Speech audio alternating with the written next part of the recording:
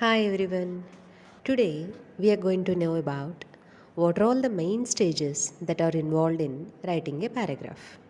Okay, there are pre-writing stage, writing stage, and ending stage. During the pre-writing stage, you need to think about what you are going to write and who is going to read.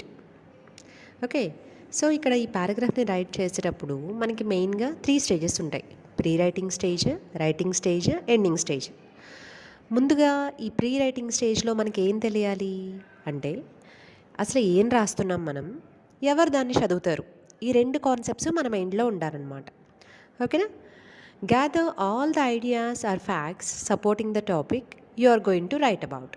తర్వాత ఏం చేయాలి, మనము ఆ పారాగ్రాఫ్ని రాయడానికి ఏవేవైతే ideas, ఏవేవైతే ఫ్యాక్ట్స్ని నువ్వు supporting సెంటెన్స్లా పెట్టుకుంటున్నావో వాటన్నింటినీ గ్యాదర్ చేసుకోవాలి, నోట్ చేసుకోవాలి. ఓకేనా? Then note down all these in terms of words and phrases. Okay, so వీటన్నిటిని ఎలా నోట్ చేసుకోవాలి, డిఫరెంట్ వర్డ్స్లో డిఫరెంట్ ఫ్రేజెస్గా కన్వర్ట్ చేసుకుని మనం ఫస్ట్ పూలప్ చేయాలన్నమాట. Then you don't need to form sentences at the stage. ఆ పర్టికులర్ స్టేజ్లో అంటే ప్రీ రైటింగ్ స్టేజ్లోనే నువ్వు సెంటెన్సెస్ని ఫ్రేమ్ చేయాల్సిన అవసరం లేదు.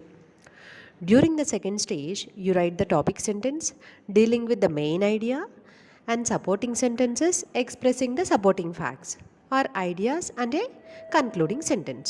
Like this way, you have to divide your paragraph writing, right?